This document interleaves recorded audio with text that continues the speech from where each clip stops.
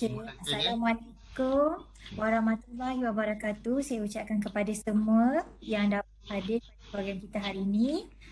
Kita mengalu-alukan penceramah untuk program kita hari ini, iaitu uh, DS Dr. Hadafi Fitri Muhammad Latif, Timbalan Pengarah Sport Innovation and Technology Center IT SITC. Okey. Dr. Hadapi akan apa memberi kita perkongsian beliau berkenaan keselamatan di pejabat. Okey. PNU ni selain ada operasi-operasi makmal, kita juga ada beberapa bahagian pentadbiran, iaitu pentadbiran yang di mana di situ ada beberapa ruangan pejabat. Tak adalah kalau kita asyik buat program berkaitan makmal je kan. So kita pun kena tahu keselamatan di bahagian pejabat. Tanpa melengahkan masa, saya persilakan Dr. Hadafi untuk meneruskan sesi seterusnya. Siapa yang dah hadir, mohon jangan lupa untuk mengisi kehadiran. Link kehadiran telah diberikan di ruangan chat ya. Kegagalan mengisi kehadiran nanti menyebabkan rekodkan. Okey, jadi mohon isi kehadiran. Terima kasih semua dan silakan doktor. Terima kasih kepada Tuan Pengerusi Majlis kerana sudi menjemput saya untuk memberi ceramah tajuk berkenaan keselamatan dan kesihatan pekerjaan. Baiklah, tanpa melengahkan masa, saya share slide pembentangan tajuk kita pada hari ini. Okey, dah full slide ya? Nampak full slide? Nampak doktor, jelas. Okey, baik. Assalamualaikum warahmatullahi wabarakatuh dan salam sejahtera semua. Saya Hadafi Fitri bin Muhammad Latif, merupakan pensyarah Sekolah Kejuruteraan Biomedical dan Sains Kesihatan di bawah payung Fakulti Kejuruteraan. Untuk makluman semua, background study saya sebelum ni, saya adalah merupakan pelajar diploma kejuruteraan awam, dan kemudian saya sambung di dalam degree sains sukan, dan kemudian saya sambung di dalam PhD Health Science, sains kesihatan. Dan apabila telah saya tamat belajar, saya terus diserap masuk sebagai pensyarah Sekolah Kejuruteraan Biomedical dan Sains Kesihatan. Dan sewaktu itu jabatan Health and Safety Officer untuk SKBSK kosong. Jadi antara strategi saya untuk mendapatkan sah jawatan, saya memohon jawatan tersebut. Dan apabila saya memohon jawatan tersebut, secara tidak langsungnya saya kena mengambil kursus OSH selama 28 hari, tak silap saya. 3 minggu kursus, 1 minggu exam ke apa, saya tak ingat lah pada waktu itu. Dan kemudian apabila terlibat di dalam perkara-perkara keselamatan ini, tiba-tiba saya rasa seronok, ingin lebih tahu, dan saya menyambung master eksekutif dalam keselamatan dan kesihatan dan persekitaran di bawah UNP, Universiti Malaysia Pahang, dan alhamdulillah telah pun graduan. Jadi kerana melihat kepentingan tajuk ini, jadi saya berminat untuk mendalami berkaitan tajuk kita pada hari ini.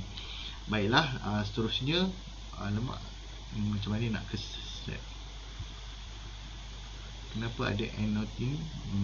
Next slide, mana ya next slide? Doktor kena pergi, tu dah gerak. Okey, baik. Okey, baiklah, untuk pengetahuan semua, jadi sebelum kita pergi dengan lebih lanjut, dengan lebih mendalam secara terperinci, kita perlu tahu dua kitab yang digunakan di Malaysia ya. Untuk pengetahuan sama, pastinya tidak sama seperti Australia, seperti UK, seperti US, mereka mempunyai kitab masing-masing. Dan apabila kita cuba mendalami perkara ini, rupa-rupanya ada perbezaan-perbezaan tertentu. Jadi untuk pengetahuan semua, sebelum ini kitab yang digunakan di Malaysia adalah Factories and Machinery Act with Regulation. Itu adalah kitab pertama yang berkenaan dengan keselamatan dan kesihatan pekerjaan yang digunakan. Dan kemudian pada tahun 1994 berlakunya letupan kilang mercun, kilang mercun di Sungai Buloh, tak silap saya, di Sungai Buloh, di Sungai Buloh. Dan selepas akibat daripada kejadian itu, Malaysia mengambil dan menitik beratkan tentang perkara keselamatan ini, dan dengan mewujudkan Akta Keselamatan dan Kesihatan Pekerjaan 1991. Jadi dua buku ini adalah menjadi rujukan sehingga kini. Kita masih belum ada rujukan yang baru kerana faktor politik di negara kita, masih perkara-perkara baru yang ingin kita bawakan, yang ingin dibetulkan di dalam akta ataupun yang ingin diperbaharui, masih belum berjaya dilakukan lagi, disebabkan pertukaran pentadbiran dan isu-isu politik di negara kita. Jadi dua buku ini, untuk pengetahuan semua, boleh di-download secara percuma. Scan dekat situ, download, ataupun boleh terus ke website DOSH dan boleh download dalam PDF dan boleh baca directly secara online. Sebelum ini saya tidak tahu tentang perkara ini, ada di kalangan kita mungkin tak tahu. Jadi antara perkara yang saya buat semasa saya nak belajar tentang perkara ini, saya pergi ke Plaza Angsana mencari buku ini. Saya beli dua-dua, tebal bukunya kan, nampak macam mat study.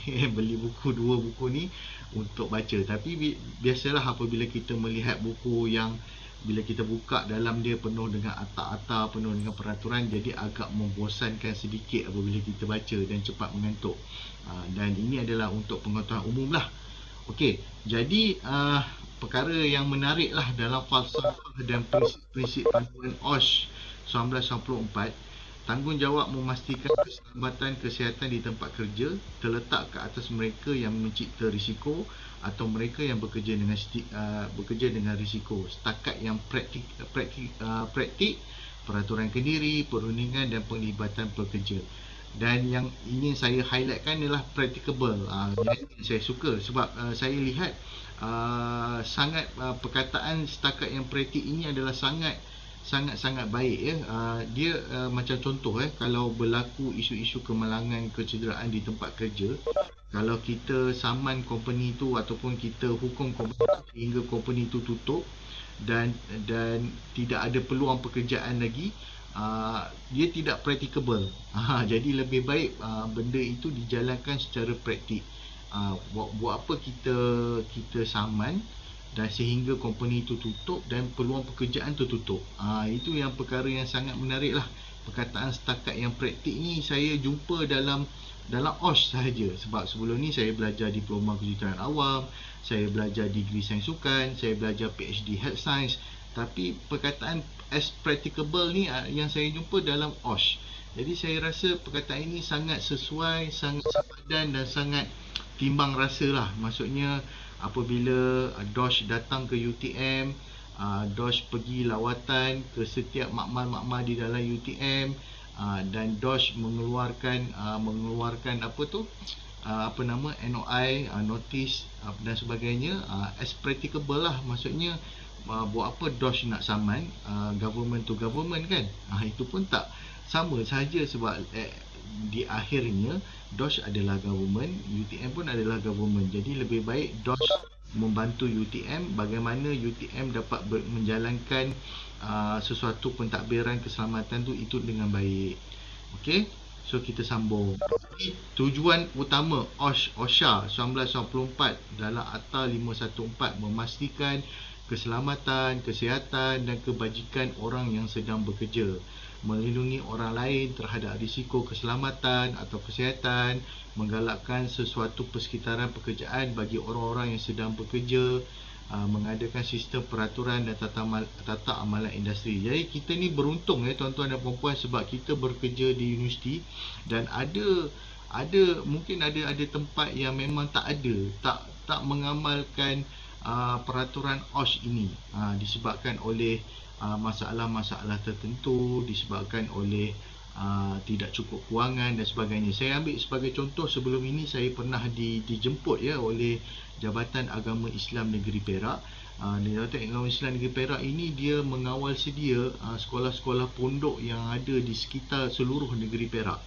Jadi dia menjemput saya untuk memberi ceramah kepada ustaz-ustaz dan ustazah-ustazah yang mengajar di setiap sekolah pondok yang ada di negeri Perak. Jadi apabila saya bagi ceramah saya bertajuk berkenaan dengan pengajaran secara online, bagaimana kita nak menarik minat pelajar-pelajar untuk belajar kan. Tapi dalam masa mengajar tu saya dapati kebanyakan sekolah-sekolah pondok ni staf mereka tidak lebih daripada 30 orang, tidak lebih daripada 20 orang. Jadi disebabkan itu mereka tak ada peraturan OSH.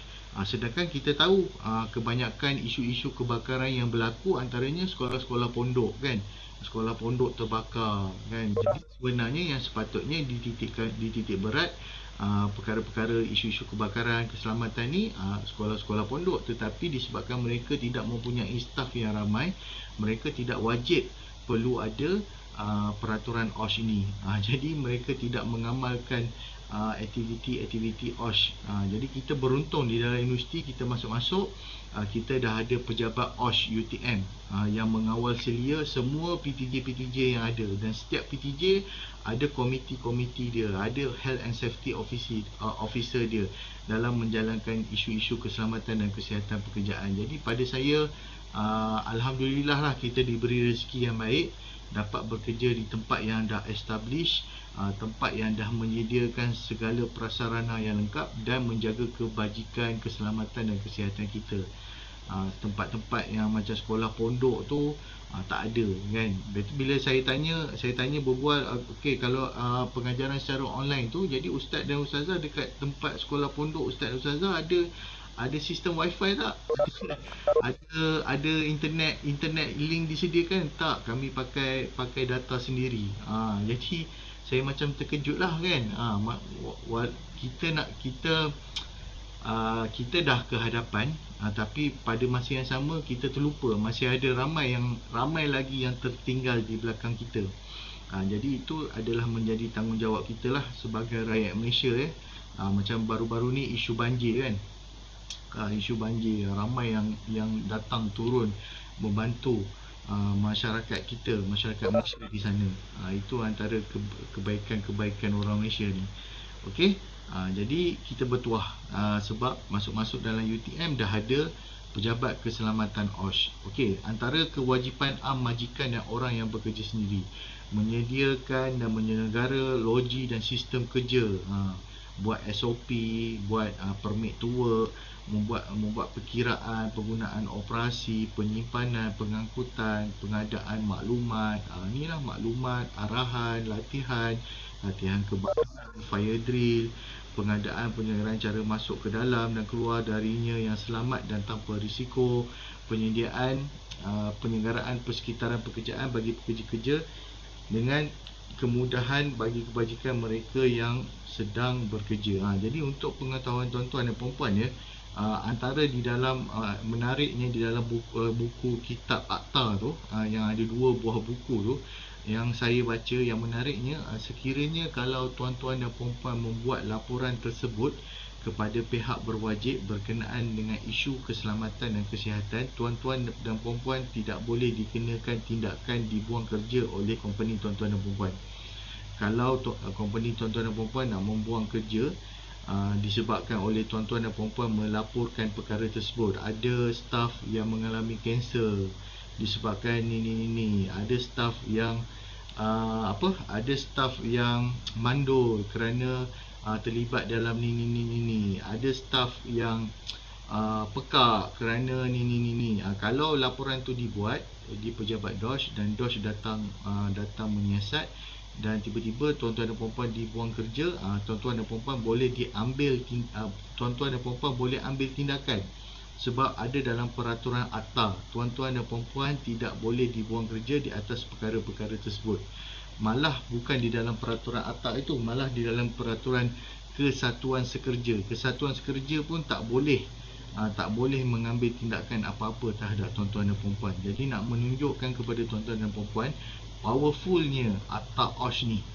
Walaupun kita tak baca, ramai yang tak baca, ramai yang ambil endah kan, tapi saya nak bagi tahu powerfulnya Atta ni. Maksudnya Atta ni boleh melindungi tuan-tuan dan perempuan daripada dibuang kerja kerana hanya semata-mata melaporkan isu-isu berkenaan keselamatan dan kesihatan di tempat kerja. Jangan main-main ya tuan-tuan dan perempuan sekarang ni dengan pelbagai isu.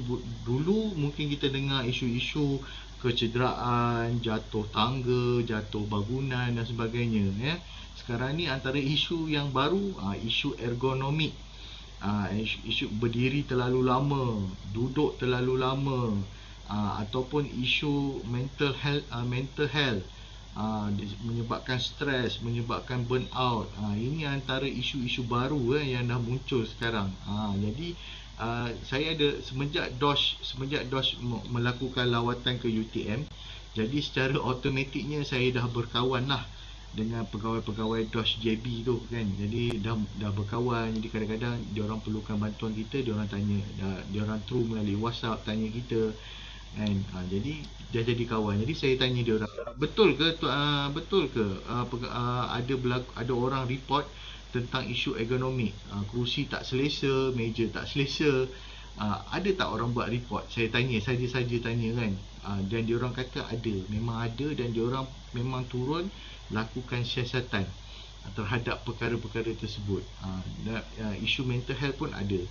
Jadi itu antara perkara-perkara menarik lah berkenaan dengan OSH ni. Okey, seterusnya peraturan arahan atau langkah tentang keselamatan dan kesihatan pekerjaan yang diperkenalkan oleh majikan atau mana-mana orang lain melalui atau di bawah Atta ini, mana-mana di bawahnya.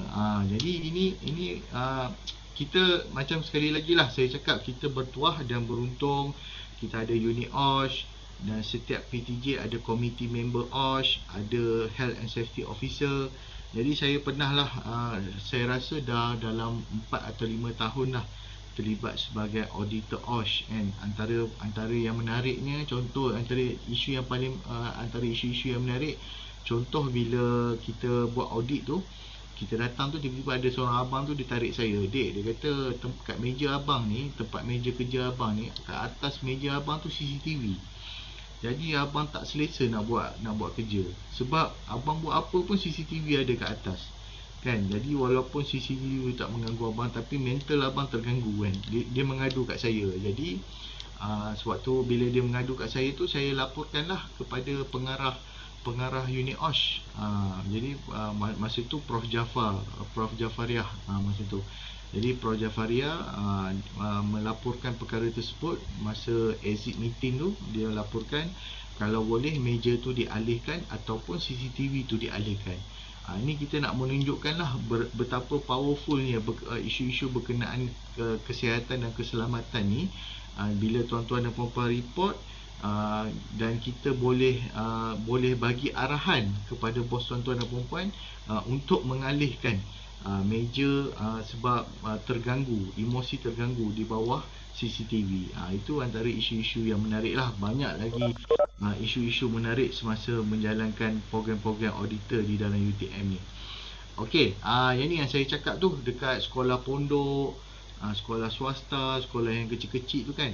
Dia kat sini, section 30 OSHA 1994, terdapat 40 orang atau lebih diambil kerja, barulah kena wujudkan safety and health committee. Kalau tak lebih daripada 40 orang, tak adalah. Jadi kalau berlaku kebakaran, pandai-pandai sendiri. Tak ada siapa yang nak bagi arahan, tak ada siapa yang nak menyelamatkan orang, tak ada siapa yang nak jadi safety aid. Itu yang saya cakap, kita bertuah, beruntung kerana terpilih bekerja di company yang telah establish macam di UTM. Jadi itu yang menariknya lah kan. Bayangkan kalau Malaysia ni berapa banyak je company-company yang hebat-hebat kan, yang macam banyak lagi company-company yang pekerjanya hanya 30 orang, 20 orang sahaja. Jadi kalau berlaku apa-apa di tempat kerja, mereka tak ada safety committee. Pandai-pandai sendiri tanggung. Jadi itu Itu antara perkara menarik lah pada saya. Jadi kita macam kalau kita kadang-kadang bila bekerja di UTM kan, UTM ni antara universiti yang terbaik di Malaysia, sentiasa kejar ranking nak jadi yang terbaik. Jadi pekerja-pekerja UTM ni sentiasa stres kan. Kadang-kadang bila kita stres, cuba kita buat apa, lantun balik stres tu, kita kata kita masih bertuah. Kita masih bertuah kan. Banyak lagi orang-orang yang kat luar sana tak dapat tempat kerja macam kita. Jadi itu antara saya refleksi diri balik lah apabila berlaku pasal stres ke apa ke dan sebagainya. Okey, fungsi Safety and Health Committee Seksyen 31 OSHA 1994. Jadi saya pasti dekat bangunan PTJ UPMU tadi saya dimaklumkan ada tiga bahagian kan. Jadi mungkin kat sana dah ada Safety and Health Committee lah. Jadi Safety and Health Committee ni dia kena mesyuarat paling kurang 3 kali setahun. Maknanya 3 hingga 4 kali setahun, dan perlu ada dalam laporan, perlu ada minit mesyuarat, perlu ada isu-isu yang dibangkitkan dan perlu dilaporkan kepada bos tuan-tuan dan puan-puan. Jadi pentingnya Safety and Health Committee ni lah. Sebab saya pun pernah terlibat di dalam bangunan V01 3 kali setahun atau 4 kali setahun. Jadi dalam meeting tu pengurusi mesti adalah di kalangan bos, sebab hanya bos sahaja yang boleh membuat decision, membuat keputusan. Jadi dalam meeting tu kita teruslah kan, kita perlukan apa, perlukan contoh macam contoh di bangunan V01 benar-benar berlaku kebakaran, bilik IT terbakar. Sebab dalam bilik IT tu kan banyak wire-wire komputer, wire-wire internet dan sebagainya berasap dan terbakar. Dan apabila berasap dan terbakar, kita pasukan insiden komander menjalankan tugas lah, keluar clearkan bangunan, berkumpul di depan, kira jumlah orang yang ada, panggil bomber datang, laporkan kepada bomber berapa orang yang dah selamat keluar dan apa perkara yang berlaku dan sebagainya.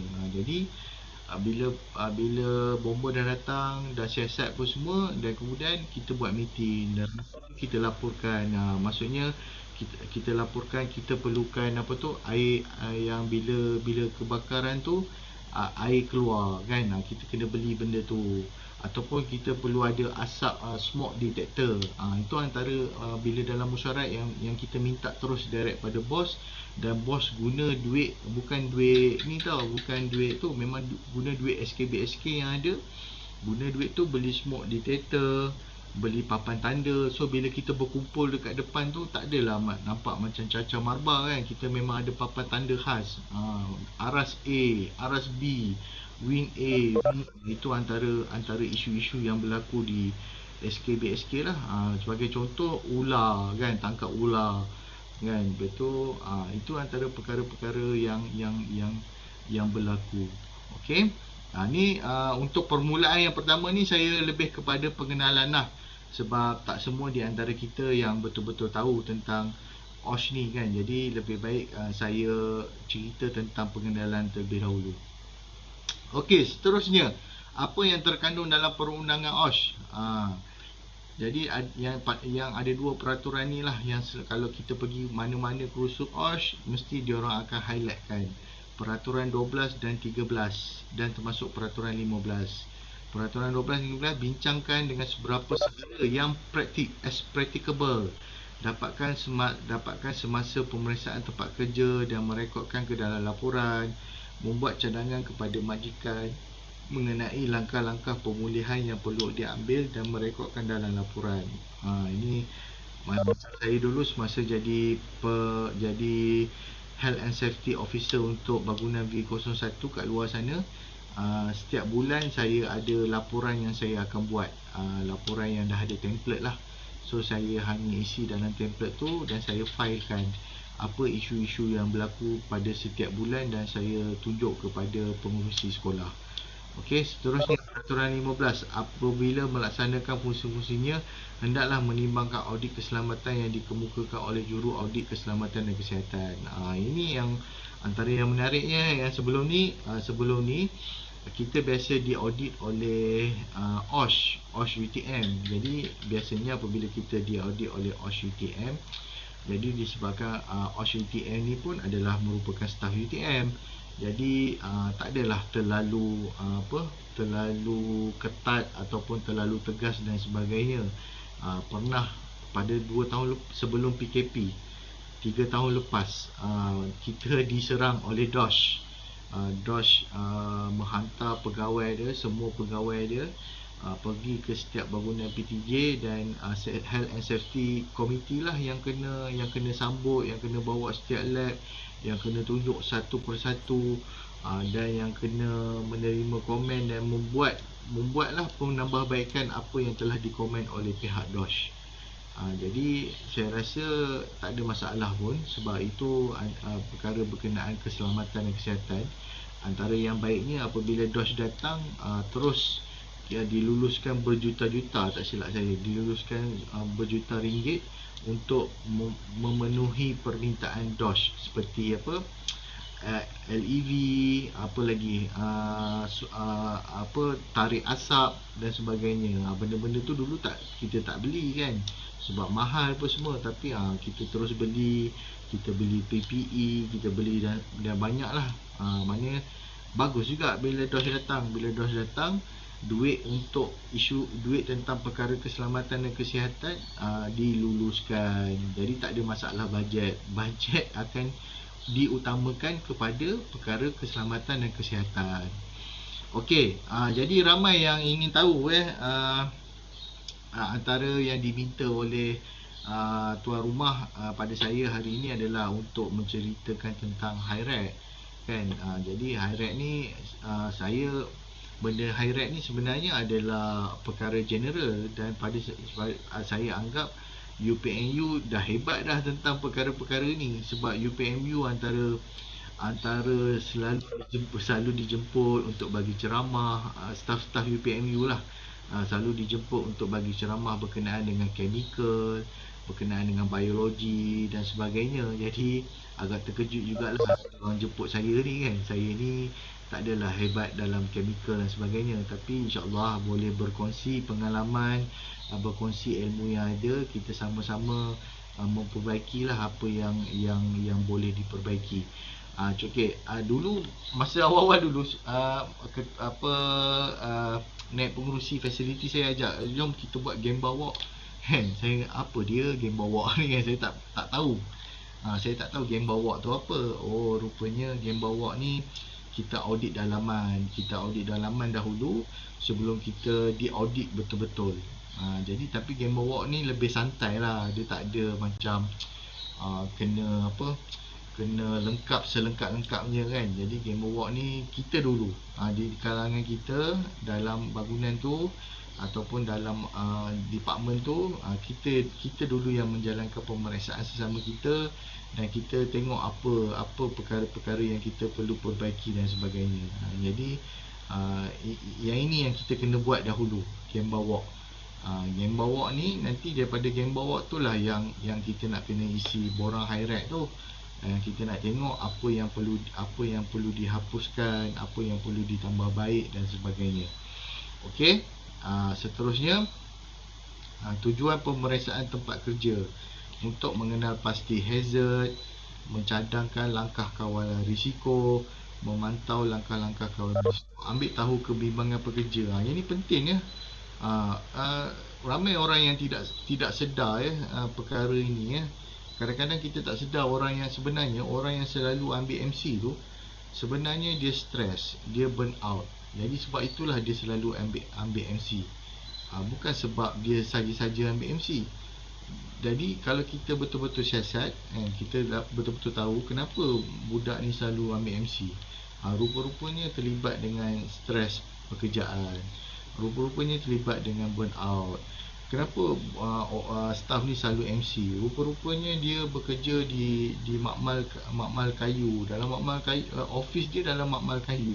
Makmal kayu tu berabuk. Walaupun tak ada student, dia tetap duduk kat situ sebab office dia kat situ. Jadi menyebabkan dia ni ada penyakit sesak nafas disebabkan oleh habuk-habuk tu. Itu antara isu-isu yang kita nampak kecil tapi kesan dia besar. Kesan dia besar lah kepada staff tu, kan, tanpa dia sedar habuk-habuk tu masuk kat dalam pernafasan dia dan menyebabkan dia mendapat penyakit, dan penyakit tu menyebabkan penyakit kronik. Itu kan dah satu isu besar. Jadi itu antara perkara-perkara yang pada saya bagus adanya OSH ni, ada komiti dan ada kerja-kerja audit ni. Dan memanglah audit ni, bila kita sebut audit kan, memanglah perkara yang leceh kan, nak selalu diaudit sebagainya kan. Tapi antara kebaikan dia, kita boleh mengelak lah macam contoh penyakit tadi kan, yang boleh menyebabkan kepada penyakit kronik dan sebagainya. Okey, selesai. Jadi saya dah selesai terangkan tajuk berkenaan dengan apa ni. Okey. Sambil-sambil tu saya nak baca chat juga kan, mana tahu ada Jom ada lagi doktor. Banyak link kehadiran je. okey. Biasa saya suka sambil-sambil tu baca chat kan. Okey. So dah selesai asas pengenalan OSH. Dua kitab yang kita gunakan dekat Malaysia dan masih lagi menjadi rujukan. Contoh kalau jumlah pekerja banyak ni, kita kena wujudkan bilik first aid. Kan, itu antara benda yang kita selalu abaikan. Dekat bangunan ni ada contoh lebih daripada 40 orang. Kalau lebih daripada 40 orang, kita kena sediakan satu bilik first aid. Kalau apa-apa berlaku berkenaan dengan perkara-perkara tersebut, dia pelajar ataupun staf tersebut perlu dibawa ke dalam bilik first aid. Benda tu ada dalam peraturan. Kalau DOS datang, kalau DOS cek benda tu, memang ada dan memang kita boleh diambil tindakan kalau kita tak sediakan bilik first aid. Itu contoh. Dalam yang menariknya, dalam buku Factory and Machinery tu, pada saya antara dia bagi tahu kalau jumlah pekerja banyak ni, tandas perlu banyak ni. Maksudnya bilik toilet perlu ni. Kalau jumlah pekerja macam ni kan. Jadi antara bagus lah. Maksudnya sejak dulu lagi, orang-orang dulu dia dah tengok dah benda-benda yang macam tu, dan dia dah wujudkan kepada majikan perlu memenuhi kehendak tersebut apabila staf banyak mana kan. Okey, so seterusnya kita sambung. Tadi kita dah selesai asas pengenalan OSH. Sekarang ni saya nak cerita pasal hazard pula kan. Apa dia hazard? Sebab hazard ni tak semua orang tahu. Kita selalu sebut hazard. Saya pun, kalau saya tak belajar tentang OSH, kalau saya tak ambil master OSH, saya pun tak tahu hazard. Saya tahu hazard tu dia macam apa. Kalau dulu saya anggap macam hazard tu macam kotoran dan sebagainya kan. Tapi rupanya hazard ni apa dia kan.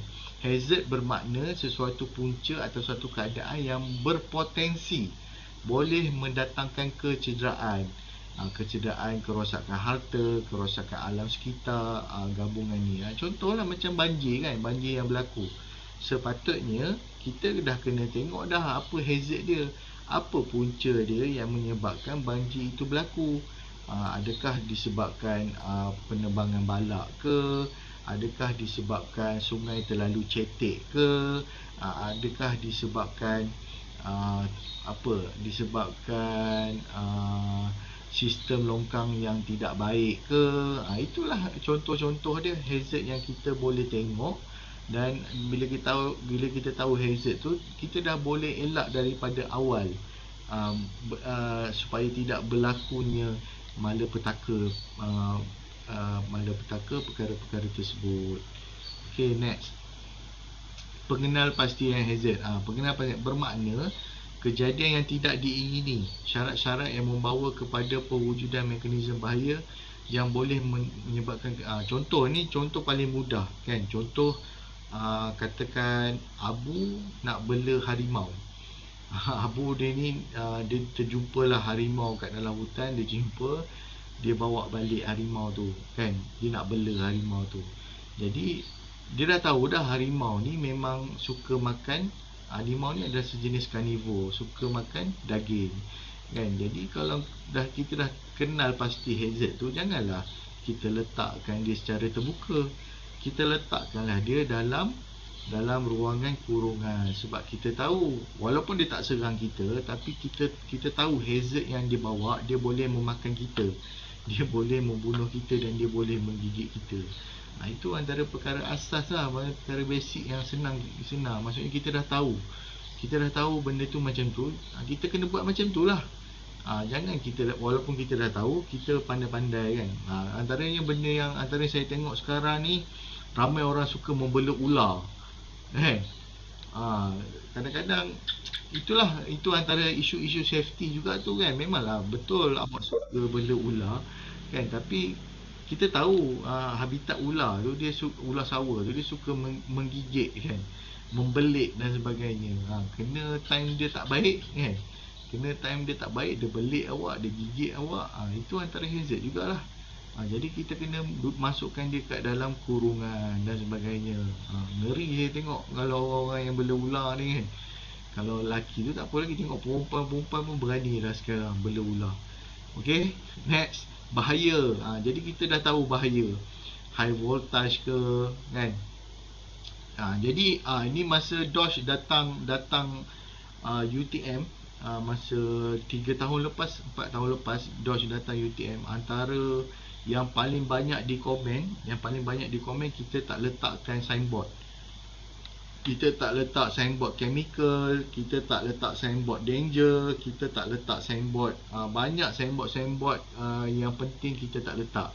Jadi itu antara komen yang kami terima lah dekat bangunan V01.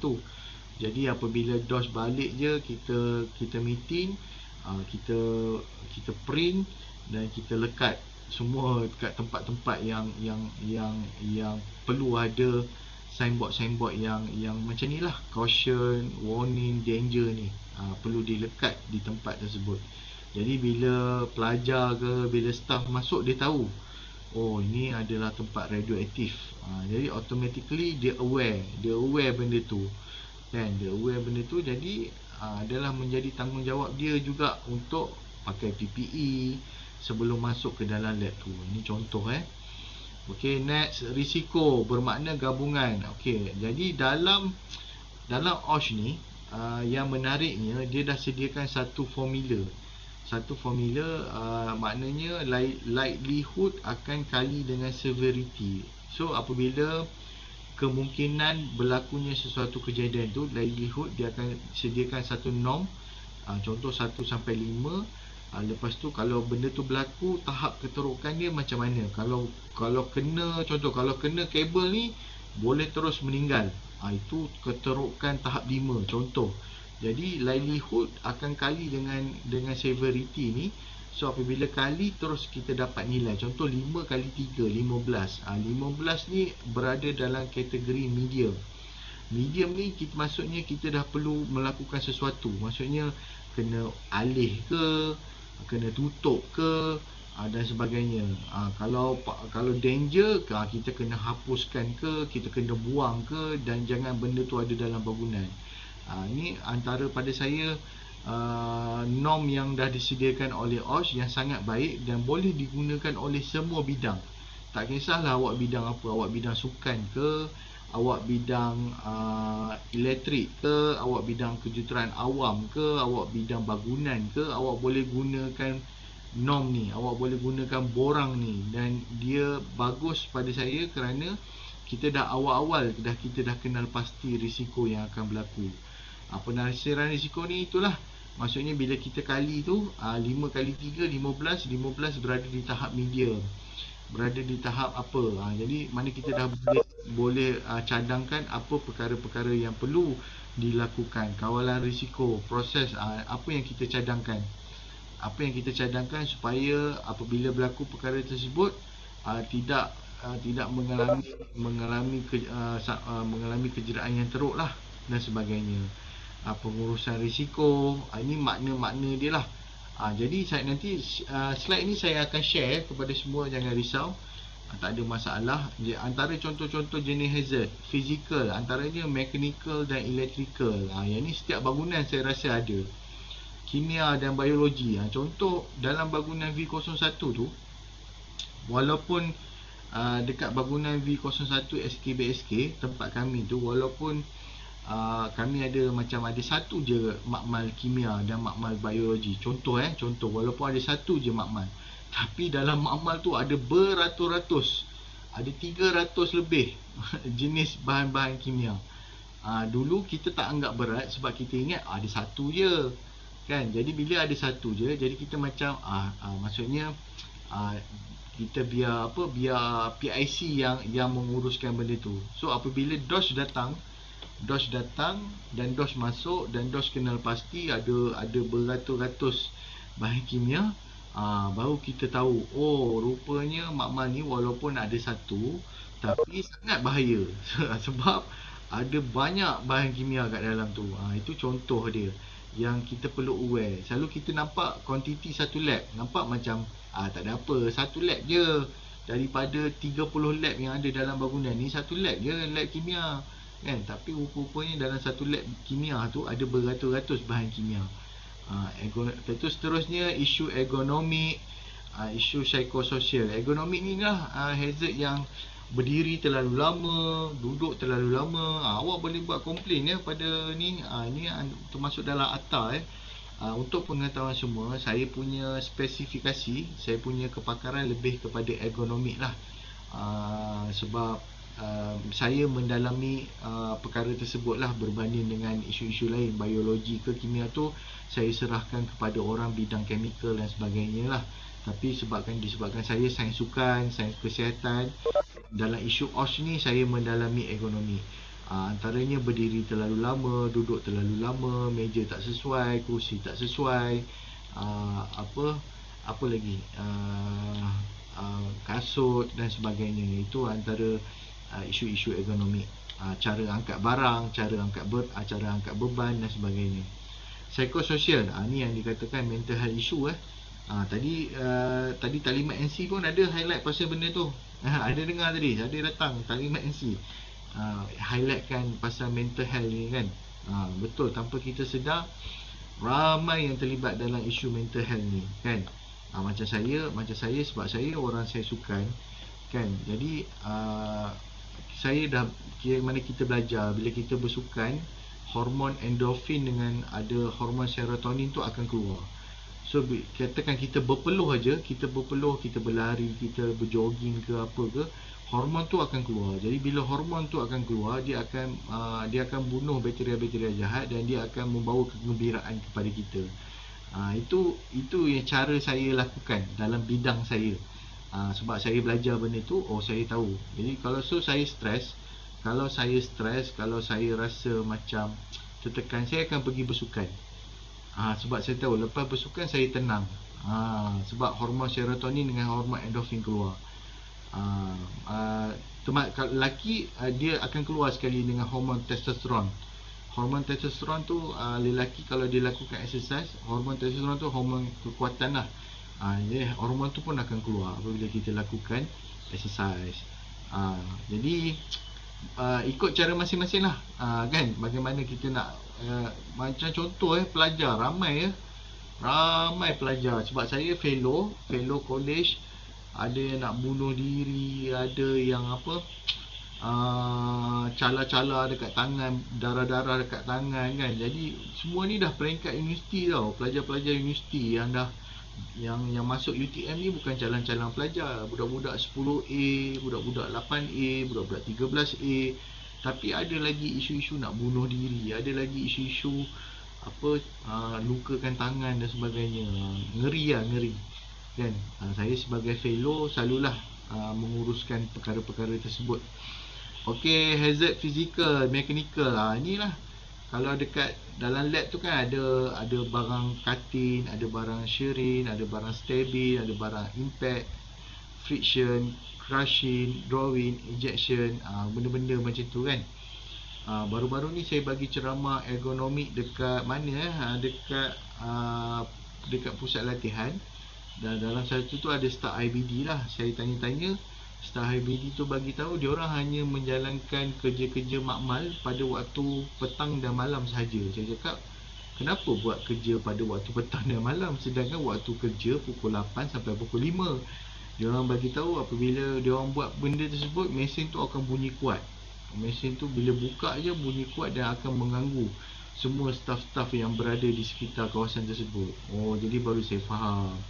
Jadi itu baguslah, maksudnya mengenal pasti risiko, tapi saya rasa perlu ada cara yang lebih efektif lagi kan, sebab kalau jalan pada waktu malam, dari segi memang awak dah mengurangkan bunyi, awak dah menyelamatkan gangguan bunyi, tapi awak dah guna elektrik 24 jam kan. Dah awak kerugian dekat benda lain dah kan.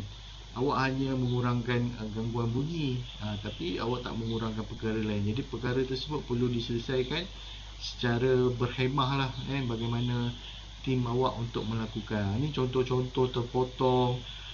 Ni saya pernah lah masuk dalam satu kursus, saya duduk lah kan, saya tak kenal pun abang tu staf makmal kan. Dia cerita dengan saya, dia kata pernah berlaku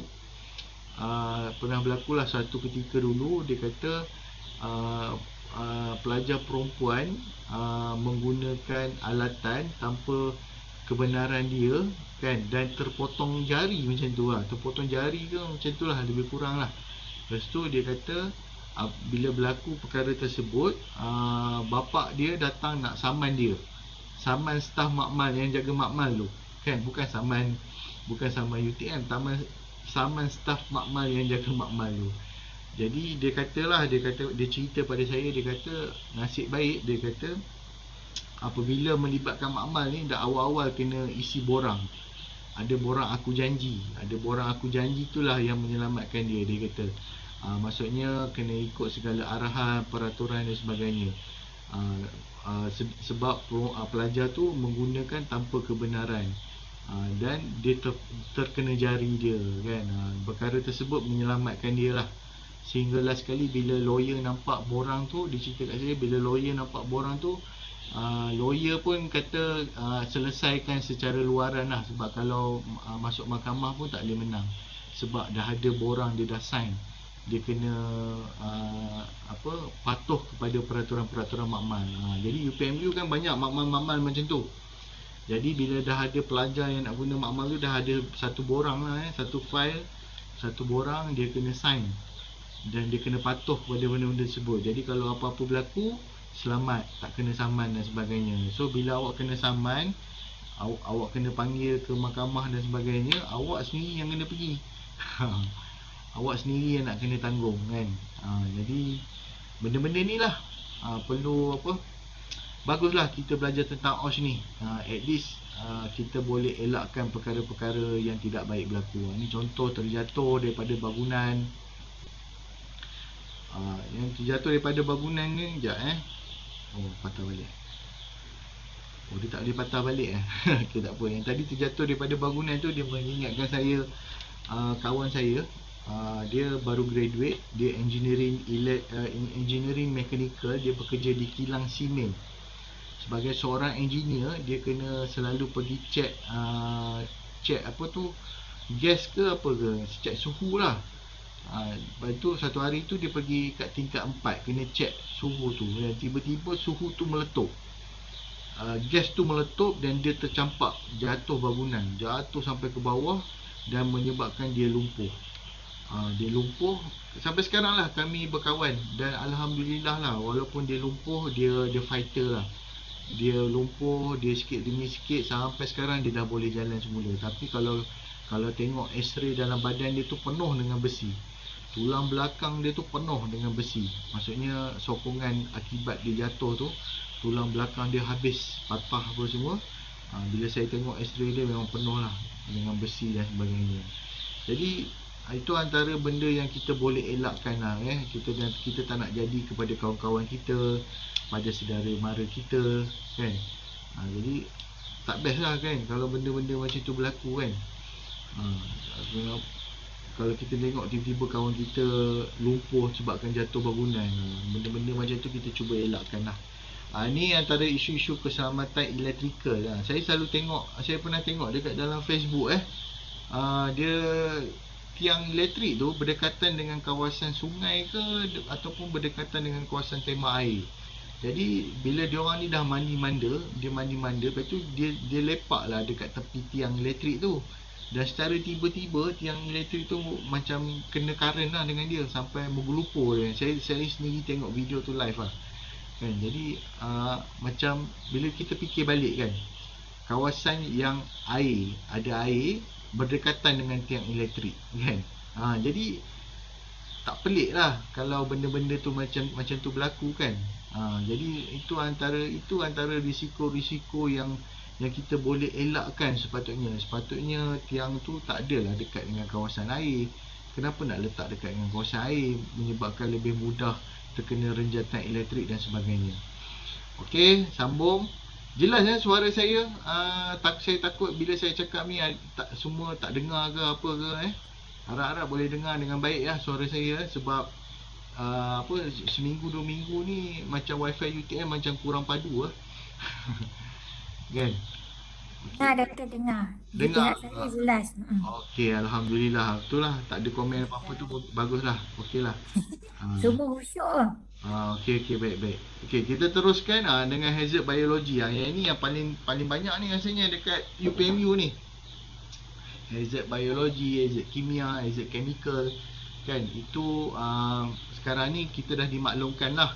Maksudnya kita kena berdaftar Chemical Health Risk Assessment, CHRA. Mana kita kena lantik assessor luar. Assessor luar ni macam kontraktor luar untuk datang ke makmal-makmal di UPMU untuk mengenal pasti chemical yang ada dan dia akan tengok apa yang dilakukan oleh PTJ bangunan tersebut, dan dia akan mencadangkan jika ada benda yang tak lengkap. Contoh tak ada sistem aliran udara, tak ada kebun asap, tak ada apa-apa. Jadi dia akan cadangkan benda tu dan kita wajib buat, baru kita boleh teruskan kerja-kerja yang macam tu.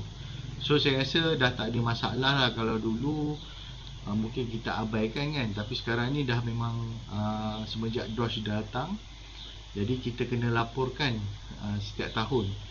Dan assessor akan, mana kita akan, saya tak ingat laporan tu bila assessor datang rasanya 2 tahun sekali kot dia kena datang. Dia kena buat laporan baru berdasarkan bahan-bahan yang ada kat dalam makmal. Okey, kita sambung. Dia tak bergerak. Dia dah bergerak. Okey, pemeriksaan keselamatan di tempat kerja. Kekerapan pemeriksaan. Yang ni yang saya cakap tadi, Gemba Walk. Gemba Walk ni mungkin mula-mula awak boleh buat di kalangan kawan-kawan awak, staf-staf makmal. Lepas tu di kalangan staf-staf makmal bersama dengan pesyarah PIC. Maksudnya kekerapan pemeriksaan tu kena ada lah. Pasukan pemeriksaan hairat. Yang ni biasanya dalam UTM tak ada kan. Biasanya yang akan semak hairat ni pengurus makmal ataupun OS committee lah. Maksudnya OS committee akan buat audit dalaman dan kemudian dia akan periksa lah setiap makmal punya hairat. Setiap makmal kena ada hairat, kena pasti risiko-risiko yang mungkin berlaku di dalam tu. Dan dekat borang hairat tu memang ada tanda tangan Health and Safety Officer kena tanda tangan, pengurusi sekolah pun kena tanda tangan. Jadi benda-benda tu dah perlulah, wajib ada setiap makmal. Penglibatan pekerja, sinarai semak pemeriksaan, tindakan pencegahan, pembetulan, dokumen, laporan pemeriksaan. Saya rasa di UTM sekarang ni berkaitan perkara ni tip-top lah saya rasa, sebab dengan adanya komiti di setiap bangunan PTJ. Okey, apa yang dicadangkan sekali setiap 3 bulan. Sebab kita kan ada 12 bulan. So 12 bulan ada 4 kuarter. 4 kuarter tu 3 bulan, 3 bulan, 3 bulan. Jadi itulah jadi OS cadangkan sekurang-kurangnya sekali setiap 3 bulan. Setiap 3 bulan kena buat Gemba Walk ataupun audit dalaman. Okey, jadi benda tu kita kena nyatakan dalam fail nanti, minit mesyuarat dan sebagainya. So apabila OS datang, kita tunjukkan yang memang kita ada buat 3 kali 3 kali sebulan. 3 kali sebulan, 3 atau 4 kali setahun. Okey, sekarang ni baru saya terus masuk kepada borang HIREC itulah. So, apa dia nama panjang HIREC? Sebenarnya nama panjang HIREC adalah Hazard Identification, Risk Assessment and Control. Ni nama panjang dia. Okey, jadi ini saya akan terangkanlah secara detail berkenaan dengan borang HIREC. To identify type of hazard. Yang tadi itulah saya terangkan, hazard biologi ke, hazard ergonomik ke, hazard psikososial ke, apa-apa jenis hazard yang ada kat tempat kerja. Kemudian buat risk assessment. Tengok macam tadi kan saya cerita bela harimau. Dah tahu dah harimau tu makan daging manusia, buat apa lagi awak nak lepaskan dia secara terbuka? Letaklah bela harimau, tapi letak dia dalam kandang. To suggest risk control to organisation. Apa dia suggestion awak? Untuk mengelakkan melecur tangan, untuk mengelakkan jari terpotong, risk control pakai PPE kan, ada SOP dan ada job hazard analysis dan sebagainya. To implement risk control, to review risk control. Okey, sambung. Inilah antara dia, accident, near miss, feedback, complaint. Yang dua ni saya rasa penting. Accident, near miss, maksudnya dalam setahun biasanya di setiap PTJ dia akan keluarkan apakah accident ataupun near miss yang berlaku dalam setahun, ada berapa berlaku kat dalam bangunan tersebut, ataupun apakah feedback dan komplain yang ada di kalangan pelajar ataupun di kalangan staff terhadap bangunan tersebut. Ini antara ini benda ni, feedback dan komplain ni bukan sekadar OSH je. Saya tengok dalam MQA pun ada. Dalam MQA dalam chapter 5, facilities, dia akan tengok facilities kita bermasalah ke, facility kita cukup ke, facility kita ada tak untuk orang OKU ke, dan sebagainya. Jadi pada saya baguslah. So bila dah ada benda ni kat dalam OSH, jadi nanti ambil je lah benda ni, masukkan kat dalam chapter 5 untuk mendapatkan MQA, program-program yang dilaksanakan di dalam PTJ masing-masing. Okey, OSHAM, yang ni antara yang terbaru lah yang dilakukan oleh OSH UTM. Saya rasa dalam tempoh tahun lepas lah mereka bertumpul lumus untuk memastikan OSH UTM mendapat OSHAM. OSHAM tu dia macam apa tu? Alah, saya lupa nama dia. Dia ada dia punya standard lah, standard. Jadi standard tu bila kita ada, mana kita ni ikut standard PWN yang telah ditetapkan. Okey, dan UTM dah berjaya dapat benda tu. Our organisation to be number one, increase return of investment, employees money, safe workplace. Betul lah yang tadi saya cerita kan. Ada sebab kenapa staff tu selalu MC je kan. Jadi kita kena tahu apa, kita kena kenal pasti punca-puncanya. Organisation should have vision, commitment from management, right people, resources, time. Jadi bagusnya OSH ni, dia memang kena yang atas tu, jawatan paling atas dalam jawatan kuasa OSH mesti adalah bos. Sebab dia tahu bos yang hanya boleh buat decision kan. Kita ceritalah macam mana pun, kalau last kali bos tak ni, tak boleh buat apa juga kan. Jadi setiap safety health committee tu mesti di kalangan bos. Jadi barulah boleh melaksanakan. Jadi dan lagi satu, setiap company kena keluarkan satu polisi. Polisi tu hendaklah ditampal dan ditandatangani bos paling besar. So kalau perasan, kalau kita jalan dekat mana-mana dalam bangunan dalam UTM ni, mesti ada polisi OSH UTM yang ditandatangani oleh Naib Chancellor. So apabila berlaku je apa-apa isu keselamatan, kesihatan dan pekerjaan, Naib Chancellor perlu bertanggungjawab perkara tersebut. Itu sebab tu kalau tengok dekat polisi OSH tu, hanya Naib Chancellor je boleh sign kalau kat dalam UTM. Kalau tempat lain, CEO dia lah yang boleh sign. Okay, how to start? Should have internal audit, management committee. Ini semua PTJ dah ada. External audit pun dah ada. Audit sebab external audit ni dilakukan oleh OSH UTM. Specific Organisation Policy. Yang ni biasanya pengurus makmal lah. Pengurus makmal akan arahkan ke semua penjaga-penjaga makmal untuk ada SOP, untuk ada JHA, untuk ada borang hairat dalam satu fail, untuk sediakan laluan kebakaran. Itu biasanya pengurus makmal akan cek semua makmal-makmal dan penjaga makmal. Employees participant, perlibatan pekerja yang terlibat dalam komiti lah, meeting, training, safety as basic training. Ini kita kena bagi fire drill kan. Fire drill wajib, setahun sekali wajib.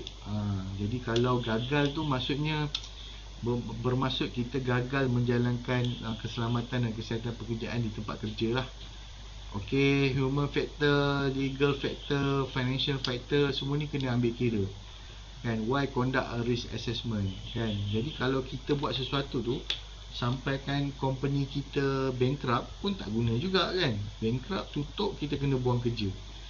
Jadi kita tengok kemampuan company kita. Kalau mampu untuk sediakan, maksudnya tak mampu nak beli mesin tu terlalu mahal, kebuk wasap tu terlalu mahal, berjuta-juta. Jadi kami hanya mampu menyediakan alatan PPE saja untuk memastikan keselamatan pekerja-pekerja kami.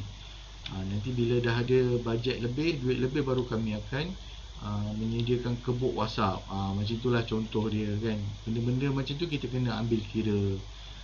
Hazard management process: identify, assess, evaluate, control the risk, monitor and review. Introduction to hairat, system of work. Yang ni tak apa, yang ni baca je. Yang penting saya nak tunjuk borang tu. Overview of hairat. Ni lah yang betul-betul kita akan pergi kepada borang tu. Okay. Yang pertama, yang ni yang job analysis tu, apa yang kita buat. Classify activity, work, product, services. Apa yang kita buat tu. Biasanya ada dalam SOP. Apa kerja yang kita lakukan di dalam makmal tu. Apa dia work yang kita buat tu. Kita kena ada dalam satu kertas, kita kena nyatakan apa yang kita buat.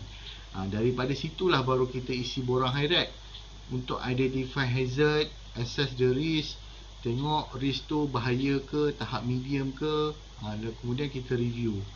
Seterusnya macam ni. Contoh, dekat lab mechanical ada benda tajam, dekat lab electrical ada apa ni, tak nampak pula tepi dia sebab ada tulisan check ni.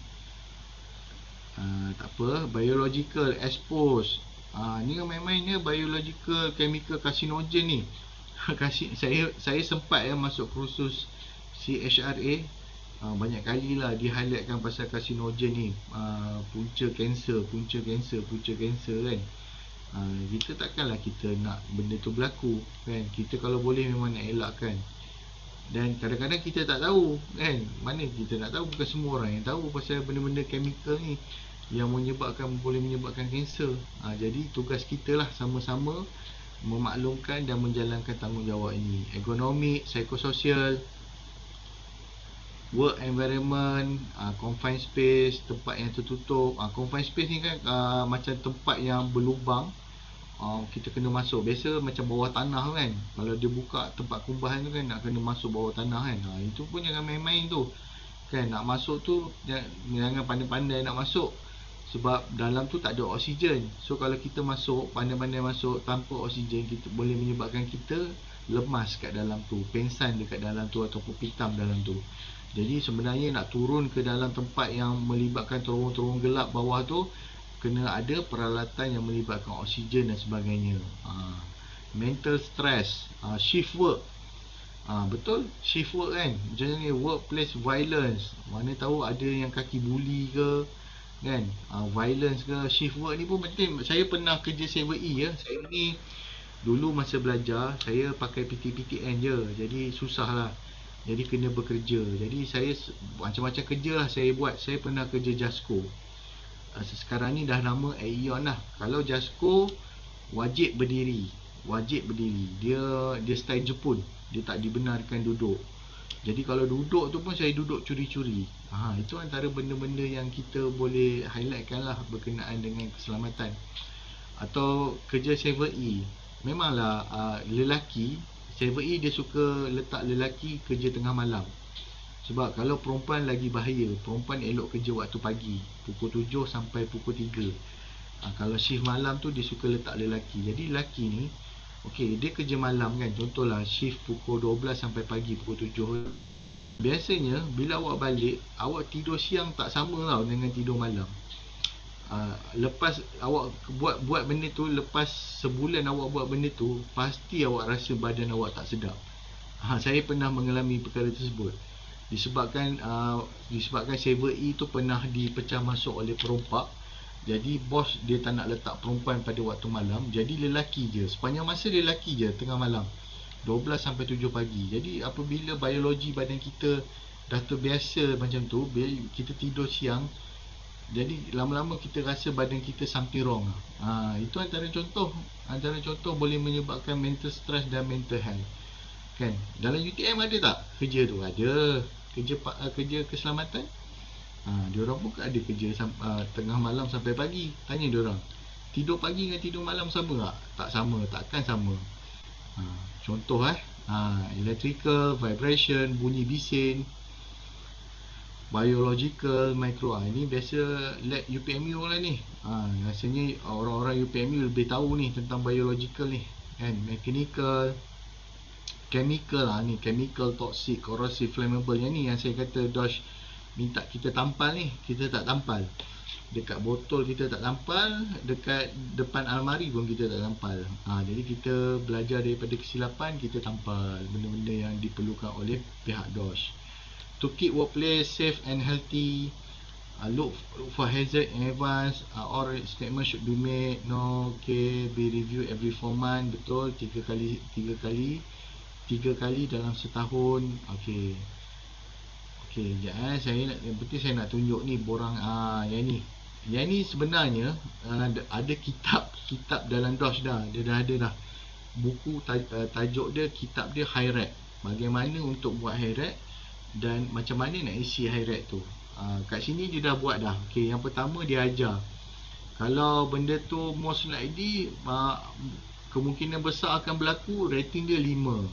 Possible akan berlaku, rating dia 4. Kalau conceivable agak tengah-tengah, 3. Kalau kurang, 2 ataupun 1. Kita yang letak. Kita rasa ini kemungkinan besar ni, memang harimau ni akan makan aku ni. Walaupun aku lepaskan dia, tapi memang confirm ni, memang confirm dia akan makan aku. Aku letak 5.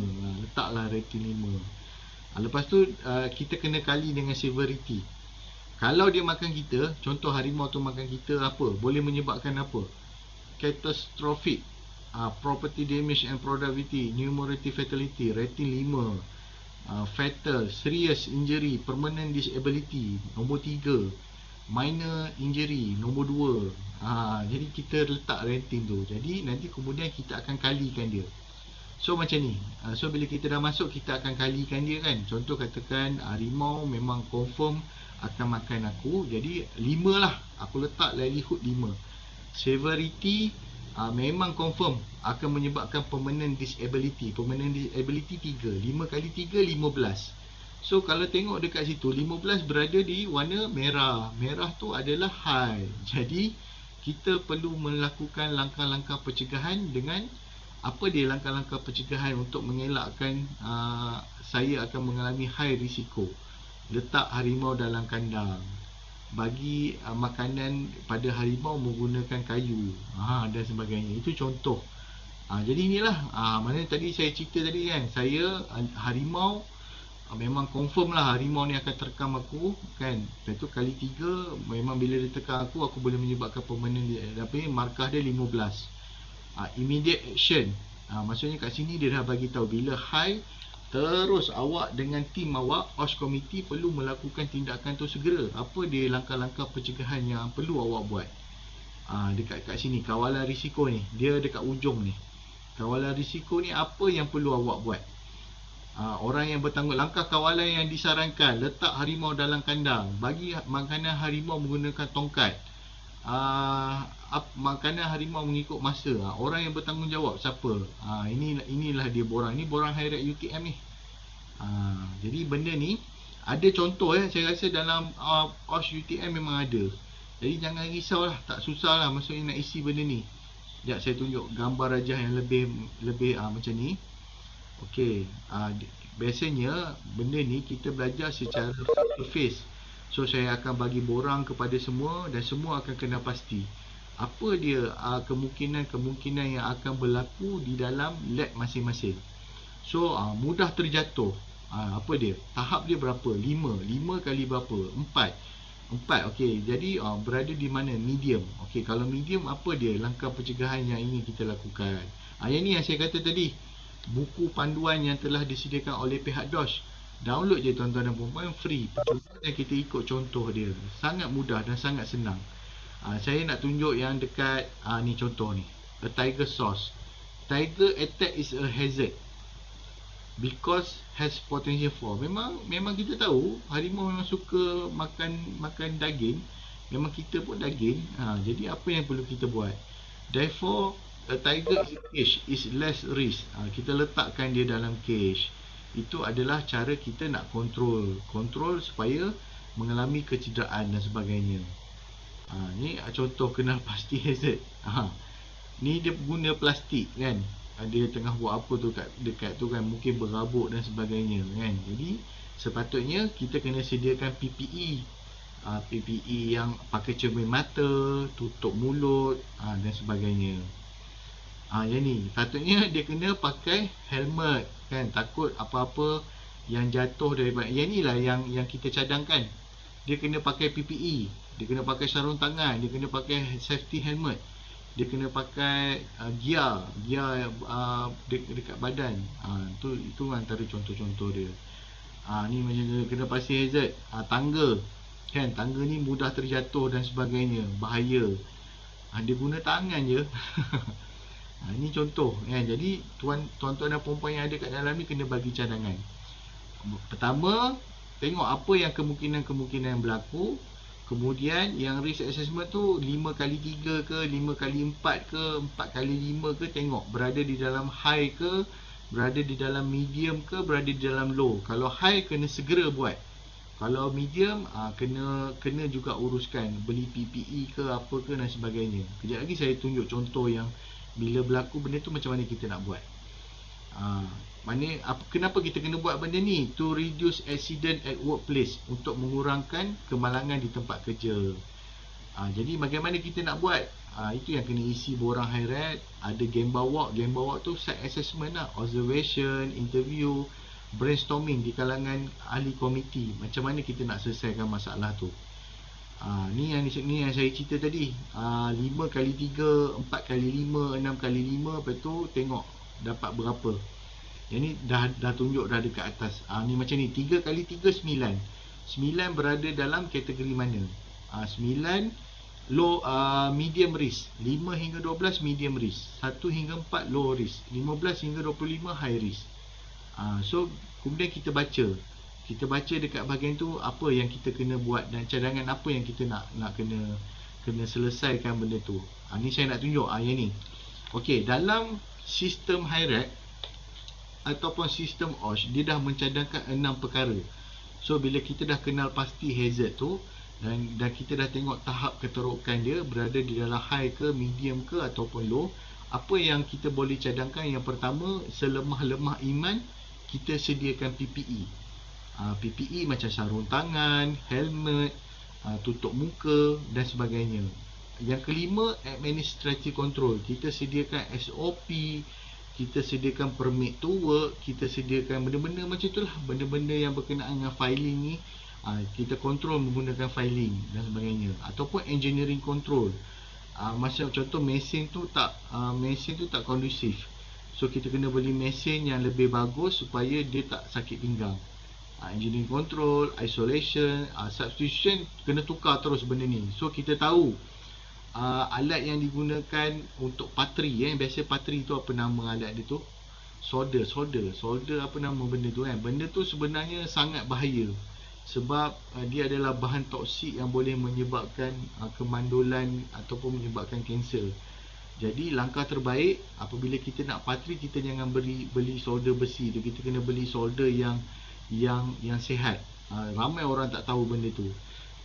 Contoh benda tu lah, mana kita tukar terus. Lepas ni tahun depan 2022 kita dah tak nak pakai solder jenis ni. Kita beli solder yang memang yang anti cancer dan sebagainya. Last kali elimination. Elimination ni terus tukar bangunan ke, kan? Tutup bangunan ke, elimination terus buang. Ni contoh, remove hazard from workplace. Maksudnya kalau kita tahu ada bahan kimia yang berbahaya, memang kat situ memang sangat-sangat bahaya, remove terus. Hari tu ada rasanya panggil bomber kan, bomber yang tolong alihkan benda-benda tu.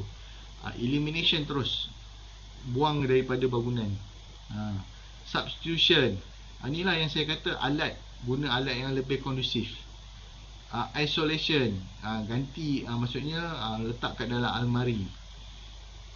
Ni apa, engineering control, menggunakan yang apa, peralatan yang macam ni, ada penutup dia kan.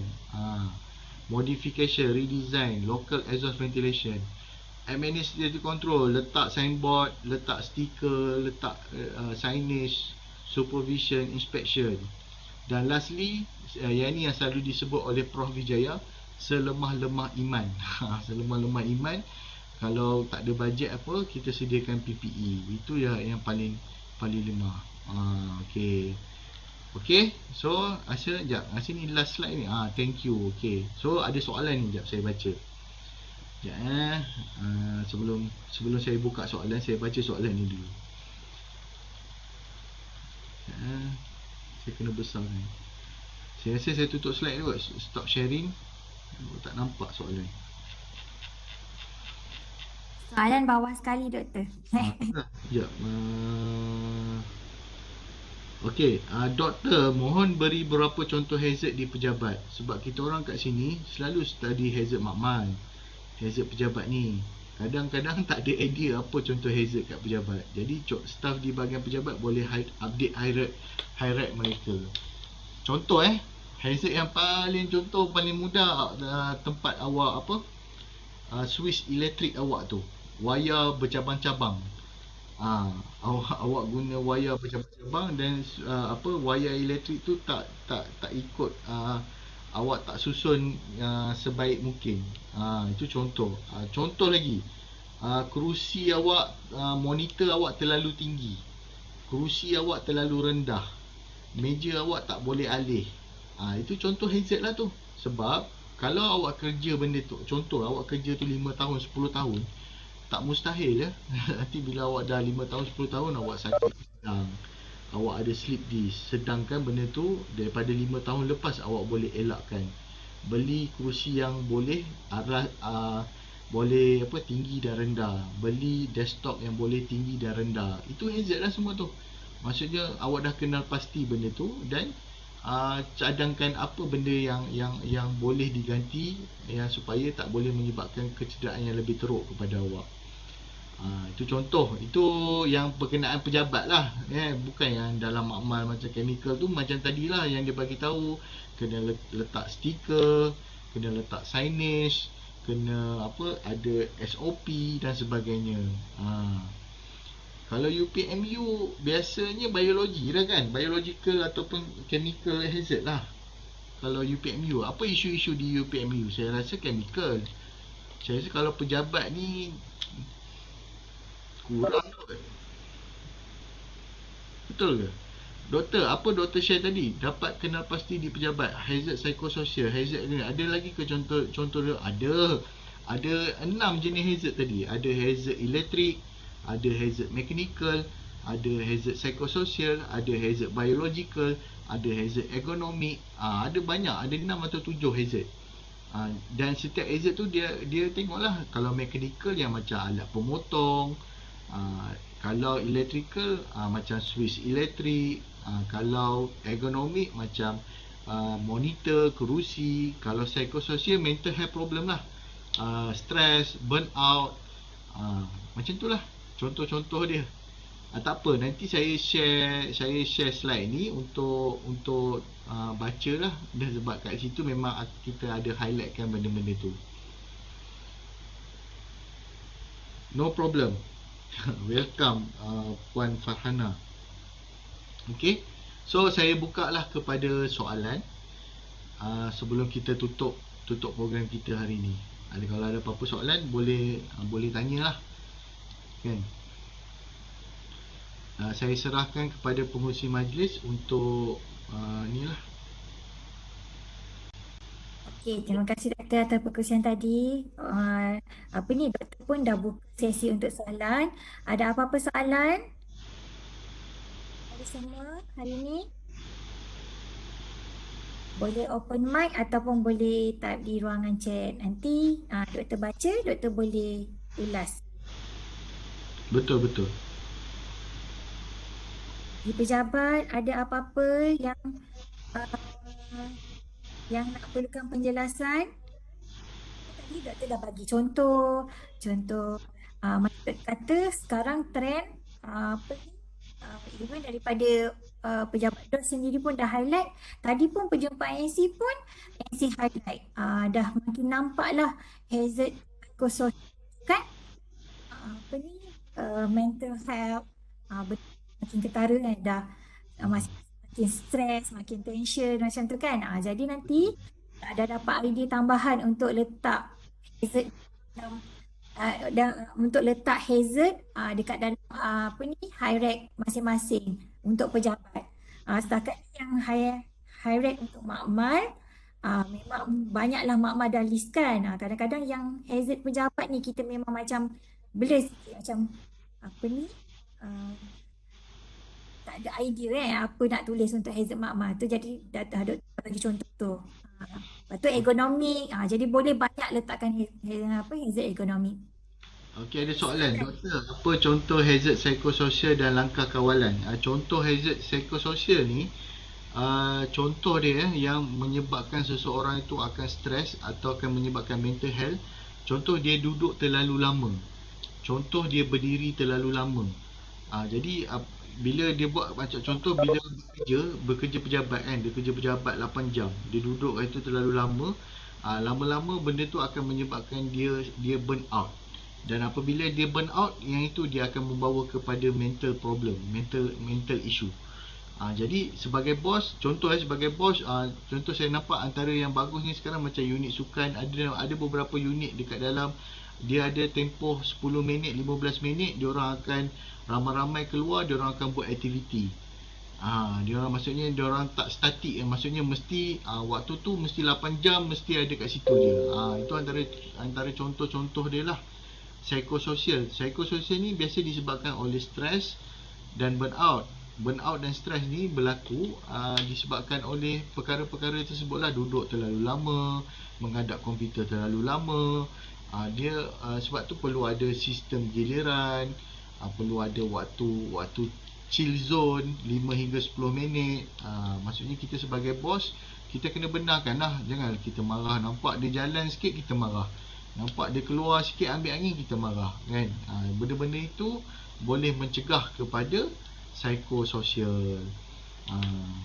Itulah dia jawapan dia. Dan nak yang paling baik sebenarnya kena pergi check lah. Kena pergi check dekat pusat kaunseling, tengok kita berada di tahap yang mana. Berada di tahap yang mana untuk kita cegah.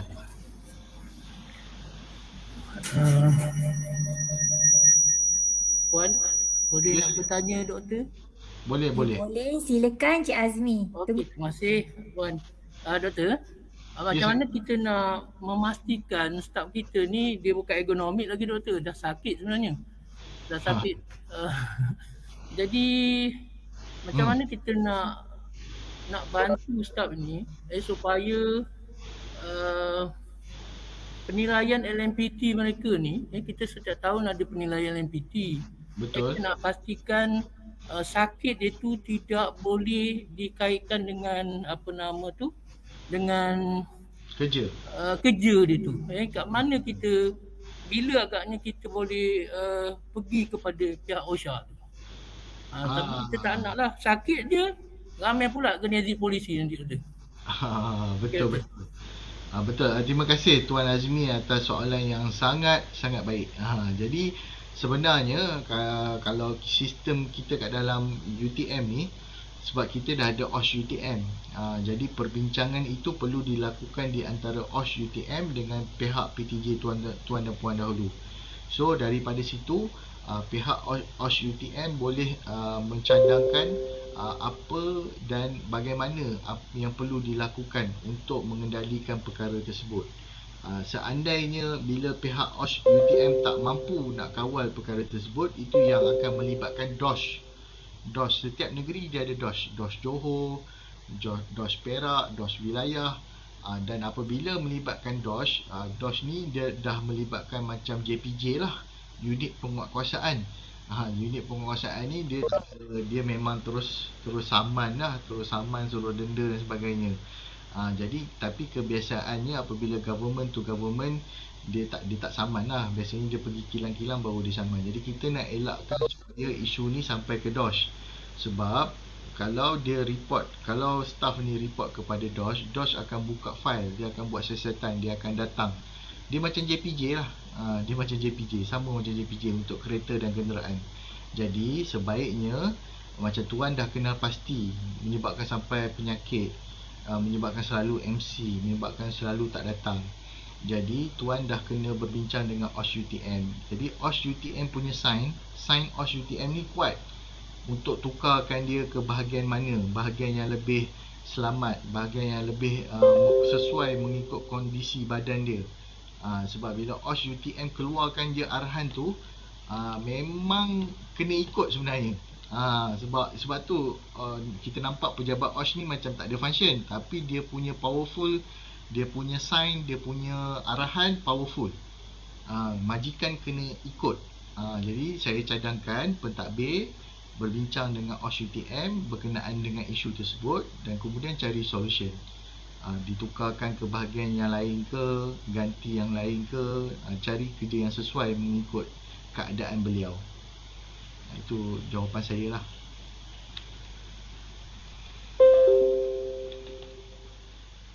Okey, silakan Helmi. Okey Kak Wana. Assalamualaikum Doktor. Ya, Wassalam. Saya nak tanya sikit. Memandangkan kita ni masih lagi dalam endemik PKP ni semua kan, COVID-19. Jadi kita selalu anjurkan ceramah ataupun segala benda semua online lah. Jadi betul. dari duration tu berapa minimum ataupun maksimum yang kita boleh anjurkan? Maknanya 2 jam ke 3 jam ke? Ya, betul. Dia sebenarnya kalau mengikut kajian lah ni, sebab perkara ni semenjaknya berlaku webinar online ni pun semua, sebenarnya dekat sekolah dah jadi isu dah. Jadi sebenarnya pesyarah dan penceramah semua dicadangkan sebaik mungkin. Macam contoh saya biasa mengajar kelas 2 jam, 3 jam. Jadi kami memang bila berlakunya online sistem ni, kita tak ajar sampai 2 jam, 3 jam. Dan kita biasanya kita dah tukarkan strategi mengajar tu lebih kepada case study. Maksudnya dia kena buat. Maksudnya kita bagi arahan dalam 30 minit, dan kemudian dia kena cari, dia kena buat, dan dia kena survive sendirilah, independent study lah maksudnya. So bila daripada itu, jadi biasanya yang kelas 2 jam, 3 jam ni dah jadi 30 minit. Yang itu yang pensyarah buat lah, yang pensyarah amalkan, dan diberi arahan oleh NC. Sebab pernah berlaku pelajar kita masa perjumpaan dengan Tuanku Zanariah, pelajar kita mengadu tentang perkara ini. Dan waktu tu NC ada, saya pun ada dalam tu, saya dengar. Saya rasa OSH ada terlibat dalam tu masa tu, saya dengar. Dan kemudian NC keluarkan arahan. Maksudnya waktu pandemik ni jangan bagi banyak assignment, jangan buat kelas lama-lama, macam tu lah. Itu antara perkara-perkara yang kita buat. Cuma macam webinar ni biasanya kita dah dibayar untuk tempoh tu kan, jadi kita kena ikut lah kan. Nanti duit tu ialah kita dibayar untuk bagi ceramah sejam, kita dah dibayar untuk bagi ceramah 2 jam. Tapi biasanya kalau saya macam ni, lebih macam ni kan, lebih sesuai sesi soal jawab sebenarnya. Maknanya ceramah tu sikit, soal jawab je banyak.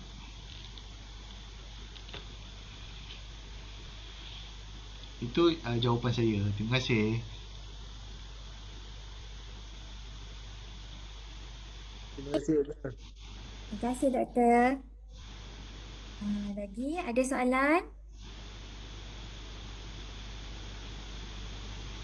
Ada ke saya kenal? Oh ni ada ni Azizul Azman ada dalam ni. Siapa Banyak, lagi? banyak cik, banyak. Ada ke yang saya kenal kat dalam ni?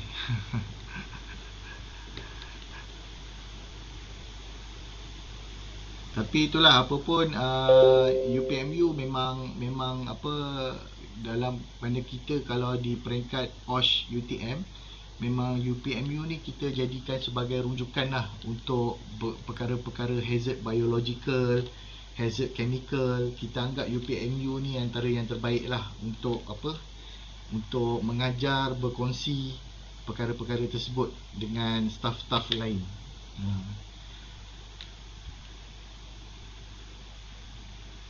Okey, ada lagi? Tak ada lagi? Dah lama ni kan? Okey, dah jam pun dah menunjukkan 4:30. Okey. Nampaknya pun macam soalan lagi. So, terima kasih banyak-banyak saya ucapkan kepada doktor atas perkongsian hari ini. Banyaklah ilmu baru yang kami dapat dan semoga perkongsian yang doktor berikan hari ini memberi manfaat kepada semua, kepada kita semua. Okay? Jadi selepas ni bahagian-bahagian di pejabat bolehlah update hire masing-masing berdasarkan ilmu-ilmu baru yang kita dapat hari ini, contoh-contoh hazard yang sudah untuk di pejabat. Okay? Terima kasih sekali lagi saya ucapkan kepada doktor dan juga terima kasih kepada semua ini apa ni yang mana belum isi kehadiran boleh isi kehadiran. Saya dengan kita ini dengan wabillahi taufiq wa hidayah. Wassalamualaikum warahmatullahi wabarakatuh. Terima kasih semua. Terima kasih semua.